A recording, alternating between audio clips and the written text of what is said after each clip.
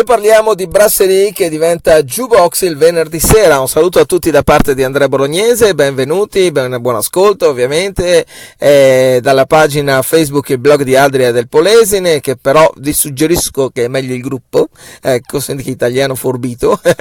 Allora sì, vi suggerisco il gruppo se volete ovviamente condividere le vostre locandine, i vostri manifesti, eventi eccetera eccetera. Il gruppo è il blog di Adria Polesine Eventi Delta del Po Veneto. Ok, allora stiamo parlando di Brasserie che diventa Jukebox. Ancora pochi giorni di attesa, e il nuovo format organizzato da Brasserie Pizzeria Pizza Beer e Food avrà inizio l'11 ottobre alle ore 21. Vi piace la musica? Vi volete divertire? Segnatevi appunto la data sul calendario e continuate a seguire tutte le novità dalla pagina anche del Brasserie. Vi lascio sul post di questo video il link per andare a vedere, appunto, per andare a curiosare su questa locandina che è anche abbastanza curiosa, ecco, del Jukebox Feel Good Dinner, ok, e sembra si potrà ordinare la musica preferita direttamente dal proprio tavolo. Vabbè, questa è una piccola curiosità.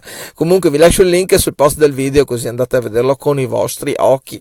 Ok, allora grazie a tutti per l'ascolto, un saluto ancora da parte di Andrea Bolognese, e la pagina Facebook nonché gruppo, che è ancora più importante per condividere le vostre locandine, il gruppo che è il blog di Adria Polesine Eventi Delta del Po Veneto. Ciao a tutti da Andrea e grazie per l'ascolto. Ciao ciao.